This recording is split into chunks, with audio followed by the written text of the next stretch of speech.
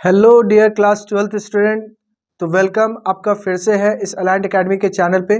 तो चलिए आज के हम लोग वीडियो शुरू करते हैं। हम लोग आज जो चैप्टर्स पढ़ेंगे वो जेनेटिक्स का तीनों चैप्टर है और इकोलॉजी का एक आपका ऑर्गेनिज्म एंड पॉपुलेशन का चैप्टर रहेगा। चलिए जेनेटिक्स में जो फर्स्ट चैप्टर है principle basis of inheritance, principle basis of inheritance, इसमें आपके लिए जो इम्पोर्टेंट क्वेश्चंस हैं जो आने का प्रोबेबिलिटी बोल सकते हैं, चांसेस है, जैसे कि आपका पूछा जा सकता है कि मेंडल जो है वो अपने एक्सपेरिमेंट में पी प्लांट क्यों चूज किए, why Mendel chooses pea plant for his experiment. दूसरा क्वेश्चन आ सकता है कि what are those 7 pair of character जो मेंडल अपने एक्सपेरिमेंट में चूज किए थे। वो 7 पेयर कैरेक्टर का आपको मालूम होना चाहिए नाम। हाइट के बेसिस पे कुछ था, टॉल, डॉर्फ, कलर के बेसिस पे, सीड कलर के बेसिस पे था, सीड का shape, pod colour, flower position, इस तरह से हम लोग का 7 pair of contrasting character Mendel अपने एक्सपेरिमेंट में यूज किए थे। तो और क्या क्वेश्चन पूछा जा सकता है कि मेंडल का लॉज क्या था, लॉज ऑफ इनहेरिटेंस को एक्सप्लेन करना है। तो लॉज ऑफ इनहेरिटेंस में फर्स्ट लॉ ऑफ डोमिनेंस को लेकर के समझा सकते हैं, सेकेंड लॉ ऑफ सेग्रीगेशन, और third law of independent assortment. इसे लॉ ऑफ डोमिनेंस क्या बोलता है कि अगर कोई दो फैक्टर एक साथ प्रेजेंट रहे हाइब्रिड में, लॉ ऑफ डोमिनेंस को अगर हम लोग समझे तो हाइब्रिड में क्या बोला जाता है कि हाइब्रिड में दो डिफरेंट फैक्टर्स होगा, कैपिटल ए एंड स्मॉल ए। जो फैक्टर अपने आप को एक्सप्रेस करता है वो डोमिनेंट होगा, और जो फैक्टर दूसरे से सप्रेस हो जा रहा है, खुद को एक्सप्रेस नहीं कर पा रहा है, वो रेसेसिव होगा। फैक्टर हमेशा पेयर में होगा। ये लॉ ऑफ डोमिनेंस का पॉइंट्स है, लॉ ऑफ डोमिनेंस। दूसरा क्या है, law of segregation. Law of dominance ये हम लोग का है। लॉ ऑफ सेग्रीगेशन का अगर हम लोग बात करें, लॉ ऑफ सेग्रीगेशन, इस लॉ ऑफ सेग्रीगेशन में क्या बोला जाता है कि जो हाइब्रिड होते हैं, हाइब्रिड में जो फैक्टर है वो एक दूसरे से सेपरेट हो जाएंगे। That means capital A small A, एक दूसरे से ये फैक्टर्स सेपरेट होते हैं जब गैमेट फॉर्मेशन होगा तब। During gamete formation the factors और allele get separated from each other. जब गैमेट फॉर्मेशन करना हो तो फैक्टर एक दूसरे से अलग हो जाता है। एंड फर्टिलाइजेशन जब होगा, फर्टिलाइजेशन जब मेल गैमेट फीमेल गैमेट के साथ फ्यूज होगा तो दोनों फैक्टर वापस फिर यूनाइट करेगा। बस ये अपने ही फैक्टर से यूनाइट नहीं करेगा, क्योंकि ये भी गैमेट मेल है तो ये भी मेल होगा, या अगर फीमेल है तो ये भी फीमेल होगा। समझे? तो लॉ ऑफ सेग्रीगेशन ये चीज हम लोग का है। और लॉ ऑफ इंडिपेंडेंट असॉर्टमेंट क्या है, लॉ ऑफ थर्ड लॉ है law of independent assortment. Independent assortment, इस लॉ के अकॉर्डिंग हम लोग बता सकते हैं कि जब दो फैक्टर, दो पेयर ऑफ फैक्टर है, for example capital A small A, capital B small B, ये दो पेयर ऑफ फैक्टर है। अब इस पेयर ऑफ फैक्टर्स में जब गैमेट फॉर्म करना हो तो कैपिटल ए स्मॉल ए से गैमेट कभी साथ में नहीं बनाता। कैपिटल बी जो है, कैपिटल बी स्मॉल बी के साथ गैमेट फॉर्म नहीं करता। समझे? क्या बोला गया कि कैपिटल ए स्मॉल ए एक दूसरे से अलग रहेगा, जैसे यहाँ पे बताया गया लॉ ऑफ सेग्रीगेशन में कैपिटल बी स्मॉल बी एक दूसरे से अलग रहेगा। लेकिन जब दो पेयर ऑफ फैक्टर को एक साथ क्रॉस किया जाता है तो ए कैपिटल बी के साथ रह सकता है। ठीक है, ए जो है वो कैपिटल बी के साथ रह सकता है, ए जो है वो स्मॉल बी के साथ भी रह सकता है, ए जो है वो स्मॉल बी के साथ भी रह सकता है, स्मॉल ए जो है वो कैपिटल बी के साथ भी रह सकता है, और स्मॉल ए स्मॉल बी के साथ भी रह सकता है। मतलब ऐसा 4 टाइप ऑफ गैमेट का फॉर्मेशन होगा जब law of independent assortment follow होगा तब। क्लियर है कि when 2 pair of factor segregate to form gamete then this segregation will takes independently, independent of each other. मतलब कैपिटल ए स्मॉल ए का segregation अपना हो रहा है, कैपिटल बी स्मॉल बी का अपना हो रहा है, लेकिन capital A capital B and small B दोनों के साथ सेपरेट हो सकता है। ठीक है, अकेला ऐसा नहीं बनेगा कि capital A small A capital B small B, ऐसा 4 गैमेट हम लोग बना दिए तो ये रॉन्ग है। ये 4 इस टाइप से नहीं बनता। 4 ये हमारा इस टाइप से बनेगा। ये लॉ ऑफ इंडिपेंडेंट असॉर्टमेंट है, ठीक है। लॉ ऑफ इंडिपेंडेंट असॉर्टमेंट जो है ये आपका डाई हाइब्रिड में फॉलो होता है। लॉ ऑफ सेग्रीगेशन हमारा मोनोहाइब्रिड के बेसिस पे बताया गया है। लॉ ऑफ डोमिनेंस भी आपका मोनोहाइब्रिड क्रॉस पे बताया गया है, ठीक है। तो मेंडल का 3 लॉ आपको पढ़ के बिल्कुल जाना है। फिर आपका मोनोहाइब्रिड क्रॉस इसको एक्सप्लेन करना है आपको।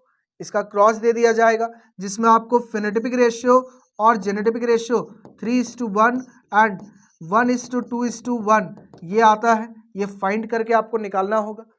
फिर आपका है डायहाइब्रिड क्रॉस को आपको एक्सप्लेन करना है, इसको भी आप पढ़ के जाइएगा। सब क्वेश्चंस इंपॉर्टेंट है, ठीक है। इसमें जो फेनोटाइपिक रेशियो आता है वो क्या है 9:3:1, ठीक है। इसका जो जेनोटाइपिक रेशियो है वो बोर्ड पॉइंट ऑफ व्यू से नहीं है, इसलिए उसको आपको पढ़ने का जरूरत ही नहीं है कि डायहाइब्रिड क्रॉस फेनोटाइपिक रेशियो क्या आएगा। डायहाइब्रिड क्रॉस में 9:3:1। डायहाइब्रिड क्रॉस में जो जेनेटिक रेशियो आता है वो 1:1, 4:1, 1:1 होता है। लेकिन ये क्रॉस ये रेशियो आपको ना इसको याद रखना है ना वह एग्जाम में लिख के आना है, क्योंकि आपका बुक में नहीं है, समझे। तो डायहाइब्रिड क्रॉस और मोनोहाइब्रिड क्रॉस पढ़ लीजिएगा, ठीक है। इसके अलावा आपका एक टॉपिक है लिंकेज। इस लिंकेज को हम लोग समझ लेते हैं, क्योंकि इस टॉपिक में अक्सर लोगों को डाउट होता है कि लिंकेज क्या है। लिंकेज कौन फर्स्ट टाइम देखे थे? तो टीएच मॉर्गन नाम के एक साइंटिस्ट है। टीएच मॉर्गन ने सबसे पहले लिंकेज बताया कि लिंकेज का मतलब होता है tendency of 2 genes to remain with each other in gamete, ठीक है। गैमेट्स में 2 जीन्स साथ में रहे, ठीक है, इसके टेंडेंसी को हम लोग क्या बोलते हैं? लिंकेज। इसको ऐसा समझिए कि मान लीजिए हम लोग मेंडल का अगर बात करें, मेंडल यहाँ पे क्रोमोसोम नंबर 1 यहाँ पे अकॉर्डिंग टू मेंडल हम लोग बात करें पहले, फिर मॉर्गन का बात करेंगे, ठीक है, कि 1 का एक पेयर ले लिए और 2 का एक पेयर ले लिए, समझे ऐसा। अब यही जो हम लोग capital A small A capital B small B का बात कर रहे थे ना, मान लेते ये कैपिटल ए यहाँ पे है, स्मॉल ए जो है वो इस जगह पे है, कैपिटल बी यहाँ पे है, स्मॉल बी हम लोग का यहाँ पे है, ठीक है। जब ये गैमेट का फॉर्मेशन करेगा तो यहाँ पे मियोसिस होगा, ठीक है। अभी जो हम बता रहे हैं ना वो मेंडल का लॉ को एक्सप्लेन कर रहे हैं कंसेप्चुअली कि वो मियोसिस होता है तो क्रोमोसोम सेपरेट होगा, इस कारण से 4 गैमेट का फॉर्मेशन होगा। मेंडल ने यही चीज बताया लॉ ऑफ इंडिपेंडेंट असॉर्टमेंट में। तो मियोसिस जब होगा तो 1 क्रोमोसोम 1 के साथ नहीं रहेगा, ये तो एकदम डेफिनेट है। 1 किसके साथ रहेगा? 2 के साथ। तो 1 क्रोमोसोम 2 के साथ रहेगा, 1 क्रोमोसोम जो है वो 2 के साथ रहेगा, इस तरह से। ये 2 को हम लोग ले लिए, ठीक है। यहाँ पे कैपिटल ए आ गया और कैपिटल बी आ गया। अब दूसरा 1 जो है, दूसरे 1 को हम लोग यहाँ पे ऐसा बना लेते हैं, ये और ये 2 हो गया, ठीक है, इस तरह से। अब दूसरा 1 जो है ये आपका दूसरे 2 के साथ आ सकता है, ठीक है। तो हम लोग इस तरह से बना लेते हैं, ये 1 हो गया और ये दूसरा 2 हो गया। इस तरह से आपका 1 और 2 मतलब स्मॉल ए स्मॉल बी आ जाएगा, ठीक है। अगर हम लोग बात करें क्या यहाँ पे हम लोग का 1 जो है वो ये येलो वाले 2 के साथ गैमेट नहीं बना सकता है? तो बनाएगा, डेफिनेटली बनाएगा। तो ये 2 के साथ ही बनाएगा, ठीक है। और 1 जो है वो यहाँ पे प्रेजेंट रहेगा ऐसा, यानी कि कैपिटल ए के साथ स्मॉल बी आ गया, ठीक है। पहला चांस ये, ठीक है। दूसरा गैमेट ये बनेगा, एक और हम लोग का गैमेट ये बन रहा है। एक और क्या चांस है? एक और चांस है कि येलो 1 जो है ये 1 किसके साथ गैमेट बनाए? इस 2 के साथ, मतलब जो वाइट वाला 2 है इसके साथ, मतलब स्मॉल ए के साथ कैपिटल बी, स्मॉल ए के साथ कैपिटल बी। तो मेंडल के अकॉर्डिंग में तो यही 4 बना था, capital A capital B, capital A small B, small A capital B, small A small B, ठीक है। और सबका परसेंट अकॉर्डिंग टू मेंडल क्या था? 25%, सब इक्वल था, ठीक है, सब इक्वल था। लेकिन इसी चीज को जब टीएच मॉर्गन अपना एक्सपेरिमेंट किए ड्रोसोफिला पे, तो उनको नजर आया कि जो 4 गैमेट बनता है, मतलब capital A capital B small A small B capital A small B small A capital B, इसका पॉसिबिलिटी जो है ये दोनों का प्रोबेबिलिटी जो रहेगा वो समथिंग रहेगा x, यहाँ पे मान लीजिए x। और जो ये capital A small A capital B है, इसका प्रोबेबिलिटी जो है वो रहेगा x माइनस समथिंग और x माइनस समथिंग, मतलब इक्वल नहीं होगा। मॉर्गन का जब एक्सपेरिमेंट हुआ ड्रोसोफिला पे, आप लोग पढ़े होंगे, ड्रोसोफिला पे एक्सपेरिमेंट बताया गया था, ठीक है। तो उस एक्सपेरिमेंट में उनको मिला कि जो पैरेंटल गैमेट्स हैं उनका परसेंटेज और जो न्यू टाइप ऑफ गैमेट है, रिकम्बिनेंट गैमेट है, उनका परसेंटेज वैरी कर रहा था। और मेंडल के अकॉर्डिंग तो चारों का परसेंटेज इक्वल था। तो जब वो ड्रोसोफिला पे एक्सपेरिमेंट अपना किए तब वो उनको नजर आया कि ऐसा हो रहा है, डिफरेंस हो रहा है, पैरेंटल और रिकम्बिनेंट के बीच में डिफरेंस हो रहा है। तो पैरेंटल और रिकम्बिनेंट के बीच में जब डिफरेंस उनको नजर आया तब वो गौर किए, तब उसका स्टडी किए, और तब जा करके हम लोग का लिंकेज वर्ड नजर आया, समझ आया हम लोग का, ठीक है, कि लिंकेज क्या है। आखिरकार ये चार उस टाइप से कैसे बना, ये चार हम लोग का इक्वल बन रहा है और वो चार इक्वल नहीं बन रहा है, तो उसका रीजन क्या है, लिंकेज। अब लिंकेज मॉर्गन को जो नजर आया वो परसेंटेज से, हम लोग ये अभी ये समझे कि लिंकेज कैसे नजर आया मॉर्गन को। मॉर्गन को नजर आया कि ड्रोसोफिला में पैरेंटल एंड रिकम्बिनेंट का परसेंटेज इक्वल नहीं है। इस वजह से उनका वो उस पॉइंट पे क्यूरियोसिटी गया कि एक जानने का इच्छुक कि वो ऐसा क्यों हो रहा है, उसके पीछे का रीजन जानना चाहे वो, ठीक है। और तब जाकर के लिंकेज वो बताए कि जो उनका एक्सपेरिमेंट में कैपिटल ए और कैपिटल बी बोला जा रहा है वो सेम क्रोमोसोम में है, ठीक है। और यहाँ पे हम लोग का ऐसा है स्मॉल ए स्मॉल बी, ठीक है। मतलब मेंडल के अकॉर्डिंग जो गैमेट्स मतलब फैक्टर्स था वो अलग अलग क्रोमोसोम था, ठीक है। Capital A small A, capital B small B, मतलब कैपिटल ए और कैपिटल बी अलग अलग क्रोमोसोम में है, small A small B different chromosome में। लेकिन मॉर्गन ये बताए कि जब ये दो जीन साथ में रहता है तो यहाँ पे पैरेंटल का परसेंटेज रिकम्बिनेंट से अलग होगा, मोर देन रिकम्बिनेंट होगा, ठीक है, वो परसेंटेज इक्वल नहीं आएगा। और जब ये जीन्स डिफरेंट डिफरेंट क्रोमोसोम रहेगा तो पैरेंटल और रिकम्बिनेंट क्या होगा, इक्वल होगा। तो डिफरेंट क्रोमोसोम में रहेगा तो यहाँ पे लिंकेज नहीं है, यहाँ पे नो लिंकेज।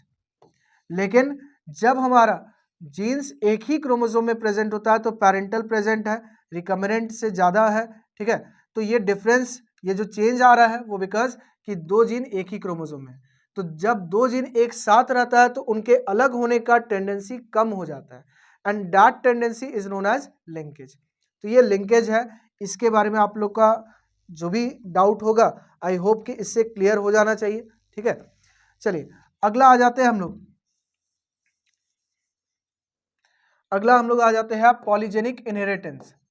ये सब दो दो नंबर का क्वेश्चन पूछा जा सकता है कि व्हाट इज पॉलीजेनिक इनहेरिटेंस। तो पॉलीजेनिक इनहेरिटेंस और एक और है आपका प्लियोट्रॉपी, ये दो को हम लोग एक साथ समझेंगे, ठीक है, ताकि आपको याद रहे। प्लियोट्रॉपी में क्या होता है, एक सिंगल जीन से मल्टीपल इफेक्ट होगा, मल्टीपल इफेक्ट प्रोड्यूस होगा, तो इसको बोलते हैं हम लोग प्लियोट्रॉपी। और पॉलीजेनिक इनहेरिटेंस का मतलब क्या हुआ, मल्टीपल जीन से सिंगल कैरेक्टर बनेगा, सिंगल कैरेक्टर। मल्टीपल की जगह हम लोग बोल सकते हैं मोर देन वन जीन, है ना। तो more than one gene produces single character, it is the case of polygenic inheritance. और single gene produces multiple effect, तो ये केस क्या हो गया, प्लियोट्रॉपी। प्लियोट्रॉपी को एक्सप्लेन करने के लिए आप फिनाइलकीटोनुरिया समझ सकते हैं। फिनाइलकीटोनुरिया एक ऐसा डिसऑर्डर है जिसमें जो फिनाइल एलानिन हाइड्रोक्सिलेज नाम का एंजाइम है उसका फॉर्मेशन रुक जाता है म्यूटेशन की वजह से, और इस कारण से ह्यूमन बॉडी में स्किन पिगमेंटेशन में प्रॉब्लम आएगा। इसके अलावा जो रिप्रोडक्टिव डेवलपमेंट है, फिजिकल ग्रोथ है, इसमें डेवलपमेंट, मेंटल रिटार्डनेस आ सकता है, ठीक है, ये सारा चेंजेस आ सकता है, ठीक है। तो फिनाइलकीटोनुरिया ये एक प्लियोट्रॉपी का एग्जाम्पल है। और पॉलीजेनिक इनहेरिटेंस का एग्जाम्पल क्या, skin colour. Human skin colour is based on 3 different gene, capital A, capital B, capital C, ठीक है। तो ये 3 डिफरेंट जीन मिलकर के इंसान के बॉडी का कलर बनाता है, मेलानिन बनाएगा, समझे। तो different genes produces single character, single pigment, तो ये पॉलीजेनिक इनहेरिटेंस, ठीक है। तो ये 2 पॉइंट भी आप लोगों को याद रखना है। और इसके बाद फिर आपका क्रोमोसोमल डिसऑर्डर है। वैसे सेक्स डिटर्मिनेशन भी है, उसको अभी आप लोग को पढ़ के जाना है। ज़्यादा वो तो है नहीं, वो क्लास 10th में से हम लोग पढ़ते आ रहे हैं। ह्यूमन बींग का XX रहेगा तो फीमेल, XY रहेगा तो मेल। कौन हेट्रोगैमेटिक होता है? जो दो डिफरेंट गैमेट्स बनाएगा, डिफरेंट टाइप्स ऑफ गैमेट बनाएगा, हेट्रोगैमेटिक। सेम टाइप ऑफ गैमेट बनाएगा तो होमोगैमेटिक। बर्ड्स में कैसा होगा? बर्ड्स मतलब फाउल्स में, ठीक है। इसके अलावा ग्रासहोपर में कैसा होगा? या फिर हनी बी है उसका सेक्स डिटर्मिनेशन हैप्लोडिप्लॉइड सेक्स डिटर्मिनेशन होता है, यानी हैप्लॉइड मेंबर्स मेल होते हैं, डिप्लॉइड मेंबर फीमेल होगा। तो ये सारा आप पढ़ के जाएंगे, है ना। और डिसऑर्डर जो हम लोग को जानना है वो तो आपका दो टाइप का डिसऑर्डर है। एक जो क्रोमोसोम का डिसऑर्डर रहेगा, क्रोमोसोम का नंबर में चेंज आएगा, क्रोमोसोम के स्ट्रक्चर में चेंज आएगा, क्रोमोसोम का बिहेवियर में चेंज आएगा, क्रोमोसोमल डिसऑर्डर। और एक जो मेंडल के लॉ को फॉलो करेगा वो Mendelian disorder, Mendelian disorder. Chromosomal disorder जो है ये अगर बात करें हम लोग तो इसमें आपका आ जाएगा ट्राइजोमी वाला केस। ट्राइजोमी अगर हम लोग बात करें 2n+1 वाला केस तो इसमें आता है आपका 44+XXY, मतलब कि डाउन सिंड्रोम। डाउन सिंड्रोम जो आपको पढ़ना है, इसका कैरेक्टरिस्टिक 2-3 कैरेक्टरिस्टिक याद रखिएगा। इसमें याद रखना है कि सॉरी ये आपका क्या है, लाइनफेल्ड सिंड्रोम।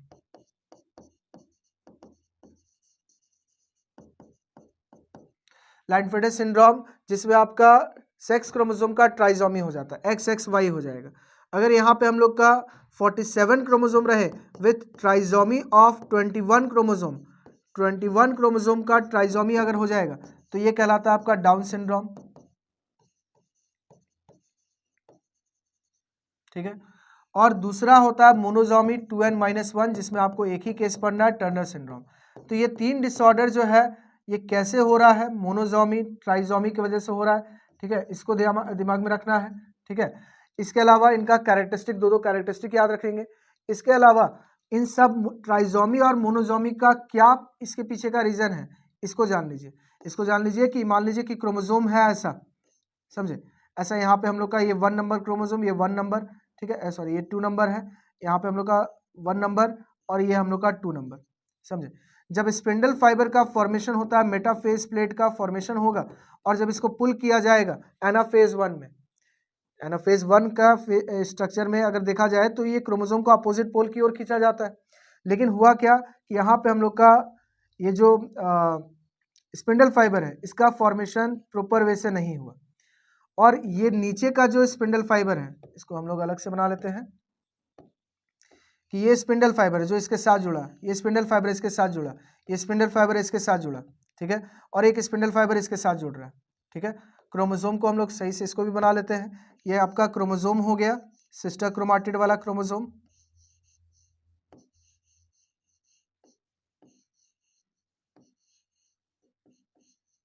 ठीक है। अब हुआ क्या, नॉर्मली तो ऐसा होना चाहिए दोनों पोल से स्पिंडल फाइबर क्रोमोसोम को पुल करता तो ऊपर भी 2 क्रोमोसोम नीचे भी 2 क्रोमोसोम जाता, ठीक है। लेकिन जब हम लोग का ये ट्राइजोमी और मोनोजोमी होना रहता है उस वक्त क्या होगा, उस वक्त स्पिंडल फाइबर सही से नहीं बनेगा, प्रॉपरली डिवाइड नहीं, फॉर्मेशन नहीं होगा, और इसी कारण से स्पिंडल फाइबर एक यहाँ तो बना, एक यहाँ बना, एक यहाँ बना, लेकिन इसके साथ नहीं बना। तो ये क्रोमोसोम कहाँ जाएगा, स्पिंडल फाइबर एक आया और यहाँ से कनेक्ट कर लिया ऊपर से ही। तो अब यहाँ पे जब इसका सेल डिवाइड करेगा तो 2 सेल बनेगा। ये 2 सेल में, 2 सेल का अगर हम लोग बात करें तो एक में 1 क्रोमोसोम है, एक में 2 क्रोमोसोम का 2 कॉपी है। ये 1 था, ये 1, ये 2 और ये 2, तो 1 और 2 2, 2 का 2 कॉपी, और इसमें 1 है और 2 का एक भी कॉपी नहीं है। अब इस गैमेट को मियोसिस 2 होने के बाद ये गैमेट बनेगा, इस गैमेट को दूसरे गैमेट के साथ फ्यूज किया जाए, नॉर्मल गैमेट 1 2 2 को नॉर्मल गैमेट 1 2 के साथ अगर फ्यूज करें तो 1 का हम लोग का कितना कॉपी आ जाएगा 2, 2 का कितना कॉपी आ जाएगा 3, तो इसी को कहते हैं हम लोग ट्राइजोमी, समझे। और जब इस सिंगल 1 वाले गैमेट को, सिंगल 1 वाले गैमेट को नॉर्मल 1 2 गैमेट के साथ फ्यूज किया जाए तो यहाँ पे बनेगा 1 का 2 कॉपी और 2 का 1 कॉपी, तो वो हो गया मोनोजोमी का case. This is known as non disjunction. ये जो यहाँ रिप्रेजेंट किया गया ना इसको हम लोग क्या बोलते हैं, नॉन डिसजंक्शन।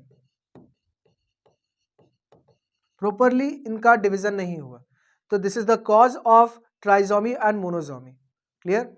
मेंडेलियन डिसऑर्डर जो है ये भी आपको याद रखना है कि मेंडेलियन डिसऑर्डर जो है वो आपका एक जो बुक में आपका पढ़ना है वो हीमोफीलिया दिया है, हीमोफीलिया, जो कि आपका एक्स लिंक्ड रिसेसिव डिसऑर्डर है।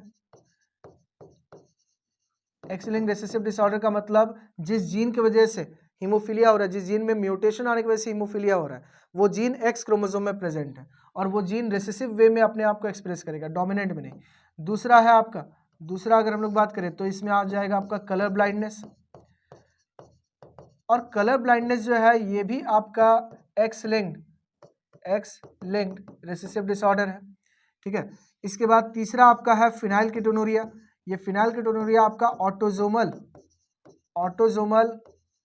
रिसेसिव डिसऑर्डर है, जिसमें जीन जो है वो क्रोमोसोम नंबर 12 में वो म्यूटेट कर जाता है और वो म्यूटेशन रिसेसिव टाइप का रहेगा। और एक आपका थैलासेमिया, थैलासेमिया ये भी आपका क्या, ऑटोसोमल रिसेसिव डिसऑर्डर, ठीक है। तो ऑटोसोमल रिसेसिव डिसऑर्डर आपका दो है, एक्स लिंक्ड रिसेसिव डिसऑर्डर दो आपको पढ़ना है, haemophilia, colour blindness. Autosomal recessive disorder में फिनाइलकीटोनुरिया और थैलासेमिया। ट्राइजोमी में दो है, लाइनफेडर सिंड्रोम, डाउन सिंड्रोम और टर्नर सिंड्रोम। मोनोजोमी में केवल एक ही पढ़ना है, टर्नर सिंड्रोम, ठीक है। तो ये आपका फर्स्ट चैप्टर से था, प्रिंसिपल बेसिस ऑफ इनहेरिटेंस, ठीक है। जो सारे टॉपिक्स आपके लिए इंपॉर्टेंट है, जिसको रिवीजन का जरूरत है, ठीक है। चलिए अब अगला चैप्टर हम लोग बात करें तो अगला चैप्टर है मॉलिक्यूलर बेसिस ऑफ इनहेरिटेंस। इस चैप्टर में आप लोग डीएनए का स्ट्रक्चर, किसने फर्स्ट टाइम उसका डबल हेलिक्स मॉडल दिया, वाटसन एंड क्रिक, इसको पढ़ लीजिए, ठीक है। इसके अलावा कुछ एक्सपेरिमेंट्स दिया गया है जिसमें जेनेटिक मटेरियल डीएनए है, आरएनए है, प्रोटीन है, इसको फाइंड करने के लिए ट्रांसफॉर्मिंग एक्सपेरिमेंट या ट्रांसडक्शन एक्सपेरिमेंट, इन दोनों एक्सपेरिमेंट को पढ़ लेना है। डीएनए का रेप्लिकेशन सेमी कंजर्वेटिव वे में होता है, इसको आप स्टडी कर लीजिएगा, ठीक है। अब हम लोग आ जाते हैं डीएनए रेप्लिकेशन किस वे में होता है, ठीक है। तो डीएनए रेप्लिकेशन थोड़ा हम लोग का लंबा टॉपिक है, समझे, उसको हम लोग यहाँ पे कोशिश करेंगे समझने का कि डीएनए का हम लोग यहाँ पे दो स्ट्रैंड ले लिए, दो स्ट्रैंड हम लोग यहाँ पे डीएनए का ले लिए, ठीक है। मतलब एक ही डीएनए मॉलिक्यूल है, इनके बीच में हाइड्रोजन बॉन्ड प्रेजेंट है। अब यहाँ पे कुछ एंजाइम्स आते हैं, एंजाइम्स आता है SSB protein, helicase enzyme, topoisomerase, ये आपके एंजाइम्स यहाँ पे वर्क करेंगे। इसका पोलैरिटी 5 प्राइम 3 प्राइम, इसका पोलैरिटी 3 प्राइम 5 प्राइम। जब ये अपना वर्क करता है तो इसको एक पॉइंट चाहिए जहाँ से ये रेप्लिकेशन शुरू करे, उस पॉइंट को हम लोग बोलते हैं ऑरिजिन ऑफ रेप्लिकेशन, ठीक है। तो यहाँ पे इसको जब ऑरिजिन ऑफ रेप्लिकेशन मिला तो ये रेप्लिकेशन फॉर्क का फॉर्मेशन कर देगा, कुछ इस टाइप से डीएनए स्ट्रैंड ओपन हो जाएगा, हाइड्रोजन बॉन्ड ब्रेक करने वाला हेलिकेज। टोपोआइसोमरेज का काम इस बॉन्ड को यहाँ से कट करना, फॉस्फोडाइस्टर बॉन्ड को ब्रेक करना और उसके बाद उसको ज्वाइन करना ताकि ये अपना रिकॉइलिंग को प्रिवेंट कर सके, ठीक है। उसके बाद फिर एसएसबी प्रोटीन आता है, जो प्रोटीन इसका बाहर साइड में ऐसा प्रेजेंट रहेगा, ठीक है। अब यहाँ पे हम लोग क्या करते हैं, हेलिकेज, टोपोआइसोमरेज, इन सब को रिप्रेजेंट कर देते हैं। जैसे ये मान लीजिए आपका हेलिकेज है, ये आपका टोपोआइसोमरेज है और इधर आपका एसएसबी प्रोटीन लगा हुआ है, ठीक है। अब क्या आने वाला है, अब आने वाला है यहाँ पे एक एंजाइम जिसका नाम प्राइमेज है। प्राइमेज का काम होता है प्राइमर को ऐड करना। प्राइमर ये कहाँ ऐड करेगा, प्राइमर को ये ऐड करता है, प्राइमर को ये ऐड करेगा एक स्पेसिफिक जगह पे। वो स्पेसिफिक जगह जैसे ये 5 3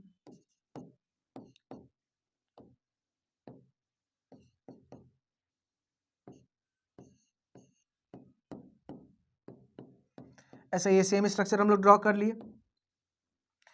उसके बाद हम लोग का प्राइमर है, प्राइमर, एक प्राइमर इस जगह पे ऐड होगा 5 प्राइम 3 प्राइम। तो सवाल पूछा गया यहीं पे क्यों ऐड हुआ, ताकि जो अगला एंजाइम आने वाला है डीएनए पॉलीमरेज 3 वो यहाँ बाइंड करे और बाइंड करने के बाद ऊपर वाले टेम्पलेट स्ट्रैंड को स्टडी करे और न्यू स्ट्रैंड का पॉलीमराइजेशन करे, ठीक है।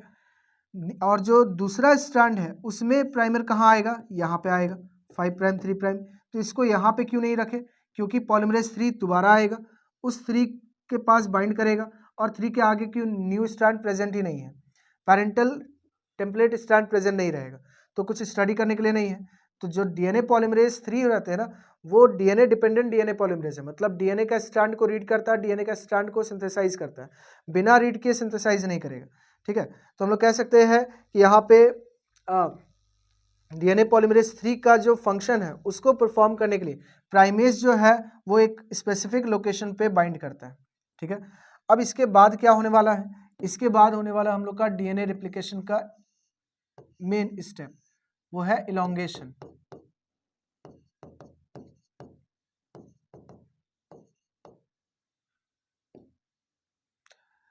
ये प्राइमर, यहाँ पे प्राइमर, बाकी आपका हेलिकेज टोपोइसमरेज वो सब भी प्रेजेंट है। ठीक है, ऐसा। अब यहाँ पे आएगा पॉलीमरेज 3। पॉलीमरेज 3 का काम इस पैरेंटल स्ट्रैंड को रीड करना। रीड करने का मतलब ये जो स्ट्रैंड है ना, इसमें न्यूक्लियोटाइड होगा, ए होगा, टी होगा, सी होगा। ठीक है, तो उसको देख करके, ठीक है, उसको देख करके यहाँ पे हम लोग का मॉलिक्यूल्स का फॉर्मेशन होगा। जैसे ए यहाँ पे था तो यहाँ पे क्या बनेगा, टी बनेगा, पॉलीमरेज 3 बनाएगा। यहाँ पे ए था तो यहाँ पे हम लोग का मतलब टी था तो यहाँ पे हम लोग का क्या बनेगा, ए बनेगा। सी था तो यहाँ पे जी बनेगा। इस तरह से ये पॉलीमराइजेशन करना शुरू कर दिया। सेम काम नीचे भी रिपीट होगा, सेम काम हम लोग का नीचे भी रिपीट हुआ, डीएनए का सिंथेसिस होना शुरू हुआ, समझे। सेम काम हम लोग का ऊपर भी फॉर्म हुआ। ठीक है, और उसके बाद हम लोग पहुंच गए इस पॉइंट पे, क्योंकि अब हेलिक्स ओपन नहीं है। हेलिक्स ओपन नहीं है तो अब ये काम कुछ टेम्प्रोरी पीरियड के लिए रुक गया। हेलिकेज टोपोआइसोमरेज एसएसबी प्रोटीन का वेट किया जाएगा कि ये लोग फिर से अपना काम करें, फिर से अपना काम मतलब फिर से हेलिक्स को ओपन करें। तो हेलिक्स जो है वो अब हम लोग का ऐसा ओपन हो गया, मान लो। ठीक है, हेलिकेज टोपोआइसोमरेज यहाँ तक पहुँच गया, एसएसबी प्रोटीन यहाँ पे आ गया, क्योंकि इधर वाला डीएनए स्ट्रैंड तो बन चुका है। प्राइमेज जो है वो प्राइमर को यहाँ पे लगाया हुआ था, एक प्राइमर यहाँ पे लगाया हुआ था, और डीएनए पॉलीमरेज 3 जो है वो इस स्ट्रैंड में यहाँ पे तक पहुँचा है और इसमें यहाँ तक पहुँचा। ठीक है, जैसे ये स्ट्रैंड ओपन हुआ डीएनए का डबल हेलिक्स, ठीक है, तो पॉलीमरेज 3 जो ऊपर में प्रेजेंट है वो कंटिन्यूअसली सिंथेसिस शुरू कर देगा, फिर से वही अपना काम शुरू कर देगा। लेकिन जो पॉलीमरेज 3 यहाँ पे प्रेजेंट है वो पॉलीमराइजेशन 5 to 3 नहीं कर सकता, वो जब भी करेगा, ठीक है, सॉरी 3 to 5 नहीं कर सकता, यहाँ पे 3 प्राइम है, 3 से 5 प्राइम में नहीं कर सकता। इसी कारण से पॉलीमरेज 3 अभी अपना काम नीचे वाले स्ट्रैंड में, मतलब जिसका पोलैरिटी 3 प्राइम to 5 प्राइम है, इस जगह पे, ठीक है, ये अपना काम कुछ समय के लिए अभी होल्ड किया ही हुआ है। ऊपर में होल्ड नहीं किया हुआ, ये कंटिन्यूअसली हो गया, लेकिन नीचे में इसको होल्ड करना पड़ा। क्यों? ताकि ये वेट करे किसका, प्राइमेज का। Again this primase will come and add a primer to this here. ठीक है, और उसके बाद फिर क्या करेगा, ये क्या करेगा, पॉलीमरेज 3 यहाँ पे आ जाएगा, ये जो पॉलीमरेज 3 है वापस यहाँ आ जाएगा, फिर से सिंथेसिस करेगा। ठीक है, लेकिन हुआ क्या, यहाँ पे फ्रैगमेंट्स बन गया, छोटे छोटे ऐसे फ्रैगमेंट्स के फॉर्म में डीएनए बनेगा नीचे वाले स्ट्रैंड में। अब ये नीचे और ऊपर बोलना सही नहीं होता, तो हम लोग कहेंगे जिस टेम्पलेट का 3 to 5 प्राइम अगर डायरेक्शन रहेगा, उस टेम्पलेट में सिंथेसिस डिसकंटिन्यूअस मैनर में होता है और इसलिए वो लेट से बनता है, लैगिंग स्ट्रैंड। और जिस पोलैरिटी, जिस टेम्पलेट का पोलैरिटी 5 प्राइम to 3 प्राइम है, उसमें सिंथेसिस कंटिन्यूअस होता है, इसीलिए उस स्ट्रैंड को हम लोग बोलते हैं लीडिंग स्ट्रैंड। सेम जो यहाँ पे हम लोग का हुआ कि हेलिकेज टोपोआइसोमरेज आगे बढ़ गया, सेम चीज़ जब यहाँ पे पूरा कंप्लीट हो जाएगा तो फिर आगे बढ़ जाएगा। और इस तरह से हम लोग का डीएनए जो है वो कंप्लीट एक दूसरे से अलग हो जाएगा। ठीक है, जिसमें हम लोग को कुछ जगह पे क्या देखने को मिलेगा, डीएनए जो है वो कंप्लीट ऐसा बन गया है। ठीक है, और कुछ जगह पे देखने को मिलेगा कि यहाँ पे हम लोग का प्राइमर है। ठीक है, प्राइमर इस जगह पे है, प्राइमर इस जगह पे है, प्राइमर इस जगह पे है, मतलब प्राइमर एक प्लेस पे नहीं है, कई सारे प्लेस पे है, कई सारे प्लेस पे है। और इसी कारण से नीचे में हम लोग का फ्रैगमेंट्स बनता है। These fragments are known as Okazaki fragment.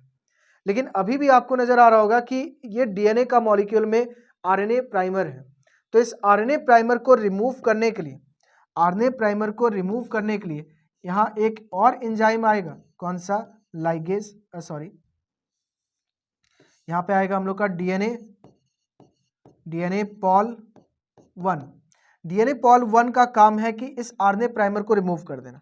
RNA primer को रिमूव कर देने का मतलब हुआ, यहाँ पे हम लोग का एक पीस फिर सेम चीज बना लेते हैं। ठीक है, आरएनए प्राइमर रिमूव करेगा और वहाँ पे डीएनए का न्यूक्लियोटाइड ऐड होगा, तो इस तरह से ये पूरा न्यूक्लियोटाइड पूरा बन गया चेन हम लोग का। ठीक है, ऊपर का स्ट्रैंड 5 प्राइम 3 प्राइम था, नया चेन 5 to 3 प्राइम में बन रहा है। ठीक है, इसमें हम लोग का ये 3 to 5 प्राइम में है, समझे। और इसमें जो डीएनए बन रहा है वो प्राइमर को रिमूव करके न्यू स्ट्रैंड को बनाया गया, तो यहाँ पे भी कंप्लीट हम लोग का ब्लू पार्ट हट जाएगा, ब्लू सेगमेंट हट जाएगा, क्योंकि वो आरएनए है, आरएनए को ये रिमूव कर दिया और वहाँ पे न्यूक्लियोटाइड डीएनए का डाल दिया। इस तरह से हम लोग का ऊपर का स्ट्रैंड तो हो गया, ठीक है, लेकिन नीचे वाले में अभी भी यहाँ पे बीच में गैप है ओकाजाकी फ्रैगमेंट्स को, these fragments are known as Okazaki fragment. इन फ्रैगमेंट को ज्वाइन करना है, और ज्वाइन करने के लिए कौन सा एंजाइम यहाँ पे वर्क करेगा, लाइगेज। लाइगेज वर्क करेगा तो हम लोग का दोनों डीएनए स्ट्रैंड कंटिन्यूअस हो जाएगा, ठीक है, कंटिन्यूअस मतलब कंप्लीट स्ट्रैंड का फॉर्मेशन हो जाएगा ऐसा। लेकिन कोई भी एंजाइम या कोई भी सब्सटेंस 100% एफिशिएंट तो नहीं होता, तो जो डीएनए पॉलीमरेज 3 था, ये डीएनए पॉलीमरेज 3 जो है वो अपना काम कर रहा था, तो कुछ मिस्टेक्स उससे हो सकता है कि किसी जगह पे रीडिंग गलत कर लिया हो और इसलिए कोई न्यूक्लियोटाइड गलत लगा दिया हो, उसको सुधारने का काम कौन करेगा, डीएनए पॉलीमरेज 2। पॉलीमरेज 2 का काम रहेगा कि जो भी मिस्टेक्स इनमें होगा उसको ये करेक्ट कर देगा, ठीक है, तब जाकर के हम लोग का 2 डीएनए मॉलिक्यूल मिलेगा, ठीक है, और उनके बीच में हाइड्रोजन बॉन्ड का फॉर्मेशन हो जाएगा, ठीक है। तो हम लोग यहाँ पे क्या देखें, हम लोग देखें कि जहां से हम लोग शुरू किए,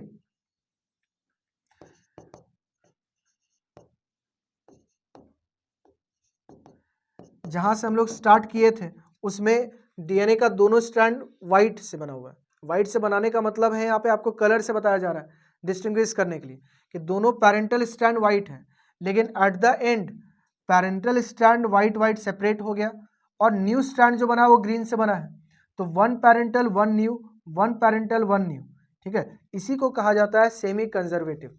सेमी कंजर्वेटिव का मतलब क्या हुआ कि जब एक डीएनए से 2 डीएनए बनेगा तो उस 2 डीएनए में, दोनों ही डीएनए में 1 strand is parental and 1 strand will be new, ठीक है, एक स्ट्रैंड पैरेंटल ही रहेगा, एक न्यू आएगा। तो ये डीएनए रेप्लिकेशन है जिसमें बहुत सारे एंजाइम्स यूज होते हैं, तो इस टॉपिक को आपको अच्छे से पढ़ के जाना है, ठीक है। अगला टॉपिक जो है, अगला टॉपिक आपका ट्रांसक्रिप्शन है। ट्रांसक्रिप्शन भी इंपॉर्टेंट है, लेकिन इसका जो प्रोसेस है ना वो प्रोसेस उतना लॉन्ग नहीं है। प्रोसेस तो हम लोग का सिंपल सा है कि डीएनए का मॉलिक्यूल ऐसा रहेगा 5 प्राइम टू 3 प्राइम, ठीक है, ये 3 प्राइम टू 5 प्राइम। अब यहाँ पे कुछ इनिशिएशन फैक्टर आता है ना, इनिशिएशन फैक्टर आएगा प्रोकैरियोट्स में। प्रोकैरियोट में इनिशिएशन फैक्टर का नाम क्या होता है, सिग्मा फैक्टर, है ना। सिग्मा फैक्टर आएगा, अपने जगह पे बाइंड करेगा, वो जगह को हम लोग प्रोमोटर बोल सकते हैं, और प्रोमोटर के पास एक और फैक्टर आएगा, कौन सा, आरएनए पॉलीमरेज। आरएनए पॉलीमरेज यहाँ पे आया, वो आरएनए पॉलीमरेज ये अपना वर्क करना शुरू कर देगा, डीएनए को रीड करके आरएनए का फॉर्मेशन शुरू कर देगा। मतलब यहाँ पे जो भी डीएनए का न्यूक्लियोटाइड है उसको स्टडी करके आरएनए का न्यूक्लियोटाइड बनना शुरू हो जाएगा, समझे। और उसके बाद एक टाइम आएगा कि ये पहुंच जाएगा अपना टर्मिनेशन रीजन पे आरएनए पॉलीमरेज, तो यहाँ पे एक और फैक्टर आएगा, रो फैक्टर, जो कि इस आरएनए को यहाँ से रिमूव कर देगा, ठीक है। ये तो सिंपल सा है। यूकैरियोटिक होगा तो यूकैरियोटिक में जो 3 आरएनए होता है, आरआरएनए, एचएनआरएनए, ठीक है, और ट्रांसफर आरएनए, ये तीनों आरएनए को बनाने के लिए एंजाइम्स अलग अलग यूज होंगे। आरएनए पॉलीमरेज 1 आरआरएनए के लिए, आरएनए पॉलीमरेज 2 एचएनआरएनए। एचएनआरएनए क्या होता है, एमआरएनए का एक इनएक्टिव फॉर्म है, ठीक है, जो प्रोकैरियोट में नहीं मिलता। प्रोकैरियोट में एचएनआरएनए नहीं होता, हेट्रोजेनस न्यूक्लियर आरएनए नहीं होता। और आरएनए पॉलीमरेज 3 जो टीआरएनए है, ठीक है, टीआरएनए को बनाता है। लेकिन प्रोकैरियोट में एक ही एंजाइम आरएनए पॉलीमरेज जो है वही 3 काम कर देगा, तीनों को ट्रांसक्राइब करेगा, ठीक है। तो ये सारा चीज़ है हम लोग का। अगर यूकैरियोट रहेगा तो उसमें कुछ अगर मान लो एचएनआरएनए बना, तो इस एचएनआरएनए को एमआरएनए बनाने के लिए कुछ एडिशनल प्रोसेस करना पड़ता है, जिसको पोस्ट ट्रांसक्रिप्शनल प्रोसेस कहते हैं, जिसमें हम लोग को कैपिंग करना होगा 7 मिथाइल गुआनोसिन ट्राइफॉस्फेट का, ठीक है। और उसके बाद 3 प्राइम की तरफ क्या करना होगा, 3 प्राइम की तरफ हम लोग को यहाँ पे ऐड करना होगा पॉलीएडिनाइलिक एसिड का एक टेल, ठीक है, पॉलीएडिनाइलेट कह सकते हैं, मतलब एडिनाइलिक एसिड का बहुत सारा रेसिड्यू ऐड कर देंगे। एडिनाइलिक एसिड क्या है, एडेनोसिन मोनोफॉस्फेट है, ठीक है, मतलब एक न्यूक्लियोटाइड है, उस न्यूक्लियोटाइड का पॉलीमर लगा दिया जाएगा, तो इस प्रोसेस को टेलिंग कहते हैं। एचएनआरएनए में एक और चीज़ रहता है कि यहाँ पे हम लोग को जगह जगह पे क्या देखने को मिलेगा, यहाँ पे हम लोग को जगह जगह पे इंट्रॉन्स देखने को मिलेगा। इंट्रॉन्स का मतलब क्या होता है, इंट्रॉन्स का मतलब हो गया जो नॉन कोडिंग सीक्वेंस है, ठीक है। जो हम लोग डार्क ग्रीन से बनाए हैं वो नॉन कोडिंग है, जो ब्राइट ग्रीन है वो हम लोग का कोडिंग है। कोडिंग रीजन को क्या बोलते हैं? एक्सॉन कहते हैं। तो इस इंट्रॉन को रिमूव करना है, इंट्रॉन के रिमूव करने के प्रोसेस को हम लोग क्या बोलते हैं? स्प्लाइसिंग। तो इस तरह से कैपिंग हो गया 7 मिथाइल गुआनोसिन ट्राइफॉस्फेट का 5 प्राइम में लगना, टेलिंग हो गया 3 प्राइम में हम लोग का एडिनालिक एसिड का रेसिड्यू लग जाएगा, ऐसा 200 रेसिड्यू तक जा सकते हैं हम लोग, ठीक है। और एक्सॉन को रहने देना, इंट्रॉन्स को रिमूव कर देना, इस प्रोसेस को स्प्लाइसिंग कहते हैं, ठीक है। तो ट्रांसक्रिप्शन तो उतना ही है, लेकिन इससे जुड़ा हुआ बहुत सारा पॉइंट्स है। जैसे क्या दोनों डीएनए स्ट्रैंड का ट्रांसक्रिप्शन होता है? तो नहीं। क्यों नहीं होता है? ठीक है, ये क्वेश्चन आ सकता है जो आपका बुक में एनसीईआरटी में है। Why both the strand of DNA are not transcribe? अगर दोनों स्ट्रैंड ऑफ डीएनए ट्रांसक्राइब होगा देन दोनों डीएनए से 2 आरएनए बनेगा, वो दोनों आरएनए कॉम्प्लीमेंट्री होगा, एक दूसरे से बाइंड कर जाएगा। और याद रखना है कि डीएसआरएनए डबल स्टैंडर्ड आरएनए से प्रोटीन नहीं बनता है, ट्रांसलेशन नहीं होगा, ठीक है। और इसी कारण से दोनों स्ट्रैंड को हम लोग ट्रांसक्राइब नहीं करते, पहला रीजन। किसी तरीके से अगर मान लीजिए हमारे में ऐसा टेक्निक होता पहले से नेचुरली, हम लोग नहीं बनाते, नेचुरली होता कि दोनों स्ट्रैंड ऑफ डीएनए से दो स्ट्रैंड ऑफ आरएनए बने और दोनों को हम लोग अलग अलग रखें, दोनों से डिफरेंट प्रोटीन बने, एक प्रोटीन ना बने, तो हम लोग का बायोलॉजिकल सिस्टम पहले से ही बहुत कॉम्प्लेक्स है, इससे होगा और ज़्यादा कॉम्प्लेक्सिटी बढ़ जाएगा, ठीक है। इसलिए हम लोग का डीएनए का दोनों स्ट्रैंड को ट्रांसक्राइब नहीं करते। पहला इस ट्रांसक्रिप्शन का इंपॉर्टेंट पॉइंट, एडिशनल पॉइंट में बोल सकते हैं, मेन तो वो है, ठीक है, उसका प्रोसेस, ठीक है। दूसरा, प्रोकैरियोट और यूकैरियोट में मोनोसिस्टोनिक और पॉलीसिस्टोनिक वर्ड कुछ आता है। मोनोसिस्टोनिक का मतलब हुआ एक सेगमेंट ऑफ, जो बोल सकते हैं डीएनए, जो कि हम लोग का प्रोटीन बनाता है, ठीक है। तो मोनोसिस्टोनिक का मतलब हो गया वो सेगमेंट ऑफ डीएनए जिससे एक पॉलीपेप्टाइड का फॉर्मेशन होता है, सिंगल पॉलीपेप्टाइड का, जो किस में देखने को मिलता है? यूकैरियोट में। लेकिन अगर हम लोग बात करें प्रोकैरियोट का, तो उसमें एक सिंगल पीस ऑफ डीएनए जो है, सिंगल पीस ऑफ जीन जो है, उसमें हम लोग का मोर देन 1 पॉलीपेप्टाइड चेन बन सकता है, ठीक है। तो उसको हम लोग बोल सकते हैं कि वो क्या है? पॉलीसिस्टोनिक है, ठीक है। पॉलीसिस्टोनिक हम लोग का प्रोकैरियोट में अक्सर मिलता है, ठीक है। यूकैरियोट में मिल सकता है लेकिन वो कम होता है चांसेस। मोनोसिस्टोनिक प्रोकैरियोट में मिलता है लेकिन कम मिलेगा, ज़्यादा किस में मिलेगा? ठीक है, ज़्यादा मिलता है हम लोग का यूकैरियोटिक, ठीक है। तो ये चीज़ आपको जान लेना है। इंट्रॉन, एक्सॉन, वो सारा वर्ड आपका एक एक नंबर का क्वेश्चन पूछा जाता है। What is intron?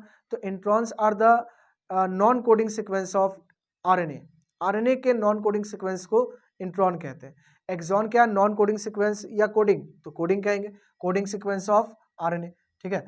इसके अलावा जब हम लोग का ट्रांसक्रिप्शन होगा तो एक ट्रांसक्रिप्शन यूनिट होता है जिसमें आपका प्रोमोटर आता है, टर्मिनेटर आता है, बीच में क्या आएगा? स्ट्रक्चरल जीन आएगा, ठीक है।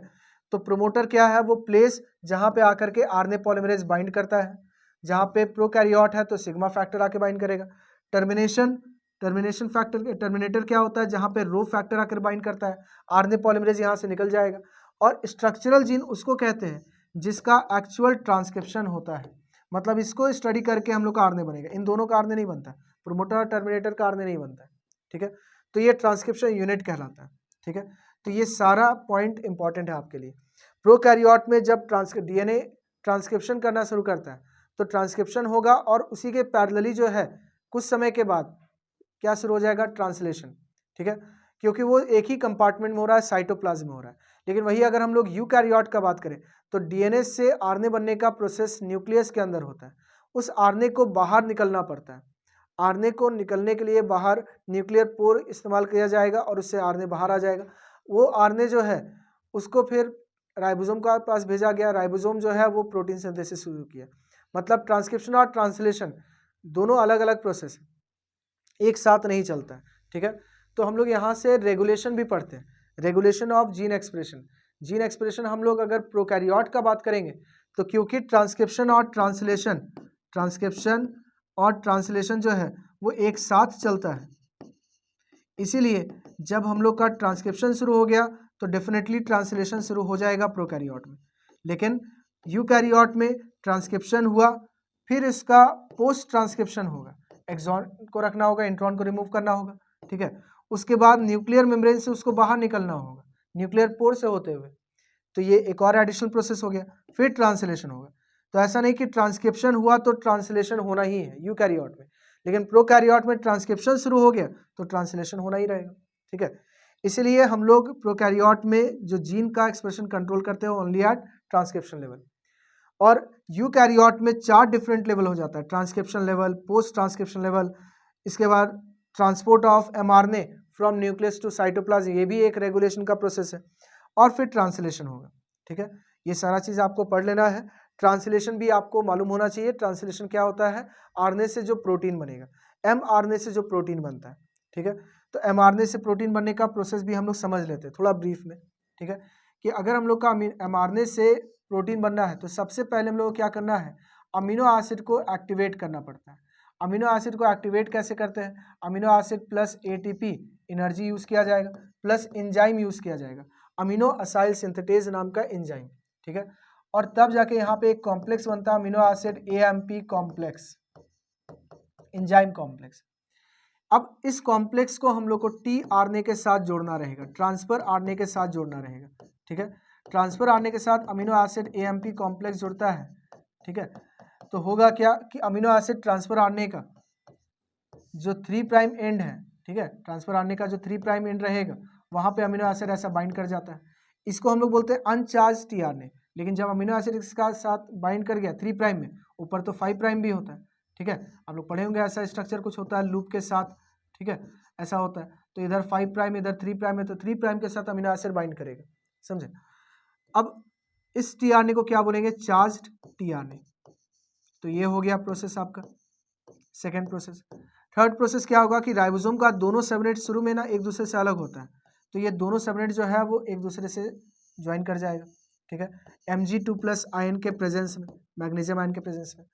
फोर्थ स्टेप क्या होगा कि एमआरएनए का जो पीस है मैसेंजर आरएनए का, वो 5' 3' होकर के वो जुड़ जाएगा स्मॉलर सबनेट के साथ।